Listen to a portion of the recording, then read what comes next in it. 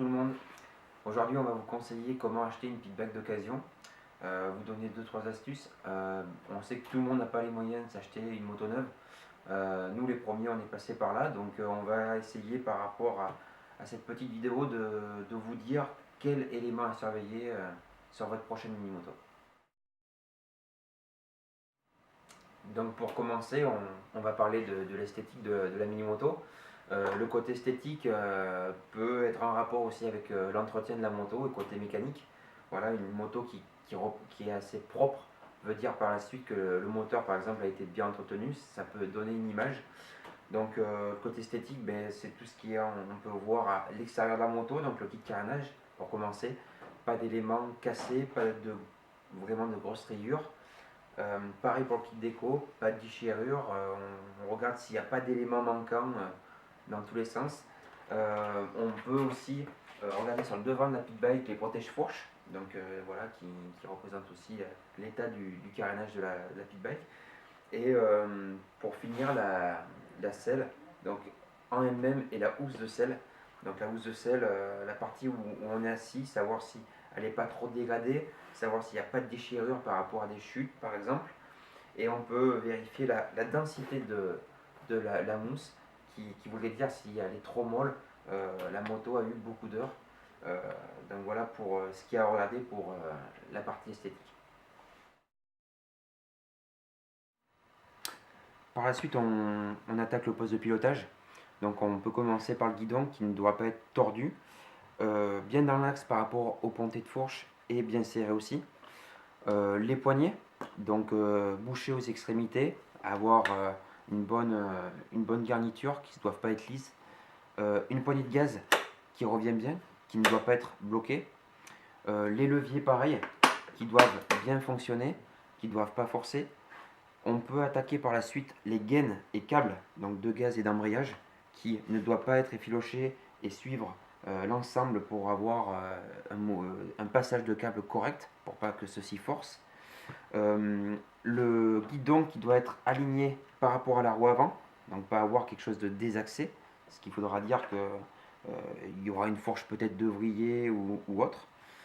Et la butée de direction, qu'on peut regarder aussi en même temps que le poste de pilotage.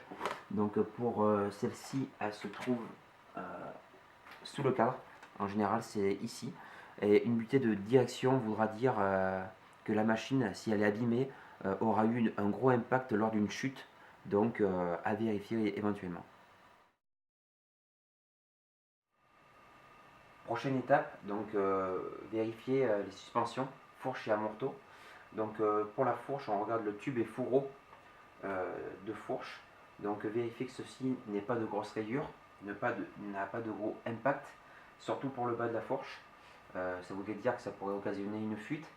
En parlant de fuite, on peut passer le doigt ici, savoir s'il n'y a pas d'huile de fourche qui y est. Cela voudrait dire que les joints spi et cache-poussière de fourche pourraient être défectueux. Par la suite, on peut monter sur la pitbike, faire un mouvement de va-et-vient au niveau de la fourche. Celle-ci, en forçant, ne doit pas descendre plus de la moitié de la course. Ça voudrait dire qu'il pourrait y avoir une huile usagée ou autre. État de l'amortisseur, comme pour la fourche, on regarde donc la tige de l'amortisseur en mettant le doigt dessus, savoir s'il n'y a pas d'huile qui coule. Ça voudrait dire aussi que les joints sont usés. Et regarder l'aspect général de la tige d'amortisseur, de savoir s'il n'y a pas d'impact de cailloux, et ça voudrait dire que celle-ci pourrait éventuellement fuir dans le futur.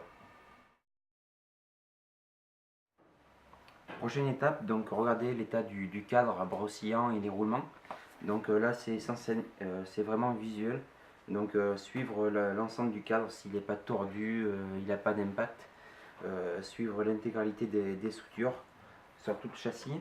On peut regarder un peu mieux la colonne de direction, savoir si elle n'est pas ouverte, ou suivre toutes les soudures, parce qu'en général les mini-motos souffrent pas mal à cet endroit-là.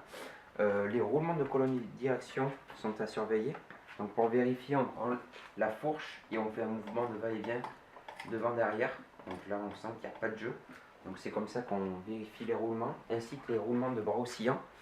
Donc en prenant le bras oscillant d'une main et bougeant de droite à gauche. Pareil, on peut voir qu'ici en forçant, il n'y a pas de jeu. Concernant les repose-pieds, barres de repose-pied, on peut regarder si ceux-ci ne sont pas bloqués, voir s'ils sont bien alignés avec la barre de repose-pied. Et puis voilà. Prochaine étape, l'état des roues, donc roue avant, roue arrière. Donc on peut regarder déjà le flanc des jantes, si celles-ci ne sont pas fissurées.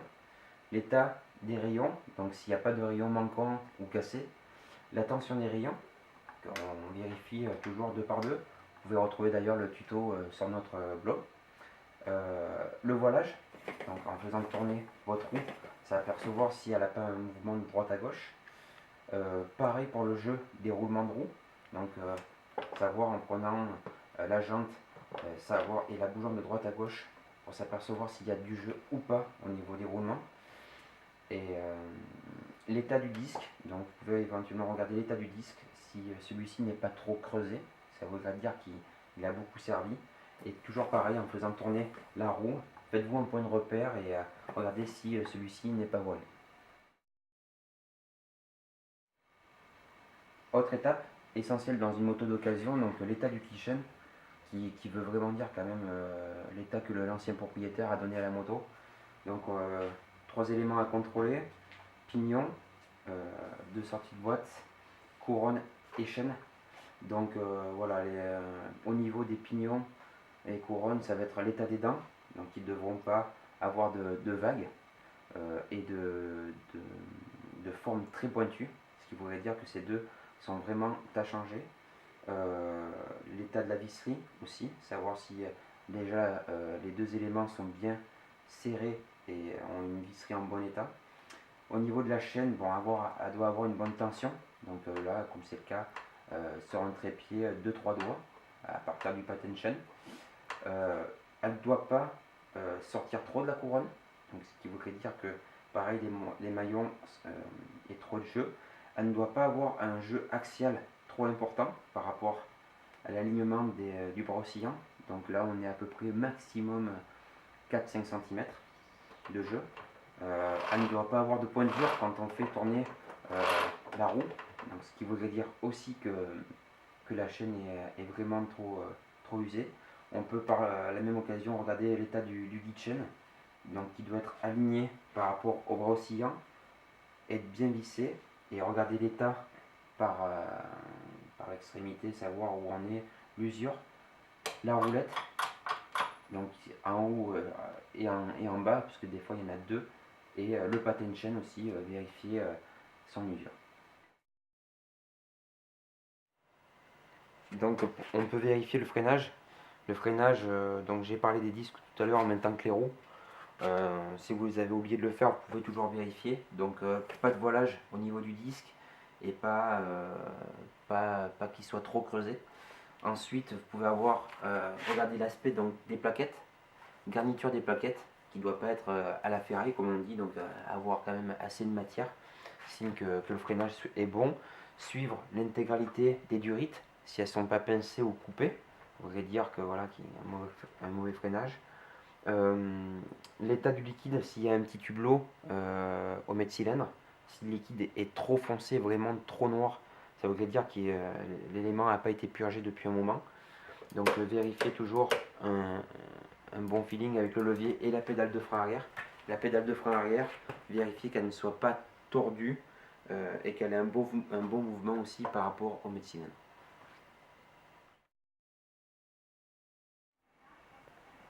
Prochaine partie, le moteur. Donc le moteur, on va vérifier tout ce qui est en premier lieu traces d'huile et d'essence. Donc sur cette vue, on peut vérifier le joint de culasse, le joint de en base, savoir si en passant les doigts, il n'y a pas éventuellement de traces d'huile ou carrément de l'huile qui a goûté. Au-dessus, on a le carburateur, donc vérifier le joint de la cuve, s'il n'est pas en mauvais état, savoir pour d'éventuelles fuites d'essence. Notre pit bike n'a pas de manchon pipe carbu, mais si la prochaine pit bike que vous pensez acquérir en a un, commencez à vérifier tout autour du manchon, savoir s'il n'est pas craquelé. N'hésitez pas à bouger votre filtre à air. Un manchon craquelé permet d'avoir des prises d'air moteur, donc ça fait un mauvais résultat sur les performances.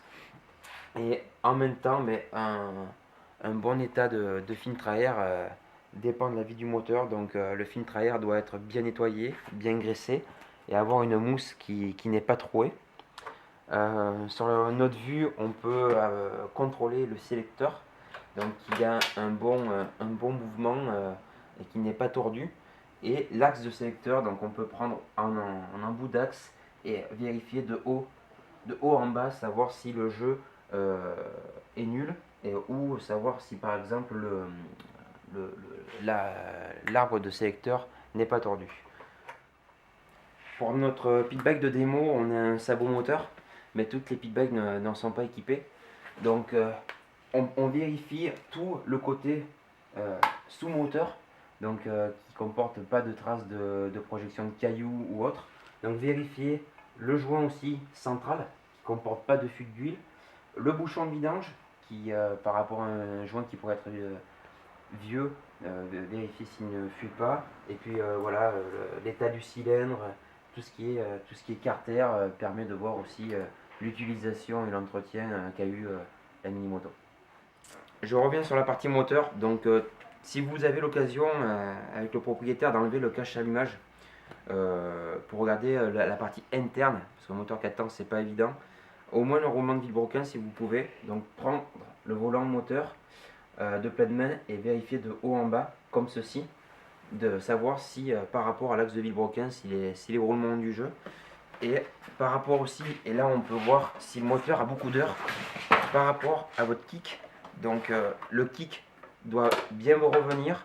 Et dernier aussi détail, pouvoir démarrer le moteur, l'écouter, et le top du top, pouvoir faire un petit tour, savoir si le moteur réagit bien, si tous les rapports passent bien.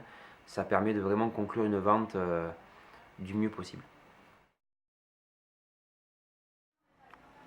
Merci d'avoir suivi notre rubrique pitback d'occasion, en espérant que celle-ci va vous servir à acheter une pique d'occasion du mieux possible. Par la suite, vous pouvez toujours nous retrouver si vous avez besoin de pièces sur la boutique WKX. Le blog, vous allez retrouver tous nos articles et tutos mécaniques, ainsi que si vous avez envie de discuter pitbike, n'oubliez pas le forum WKX. On vous dit à très bientôt pour de prochaines news.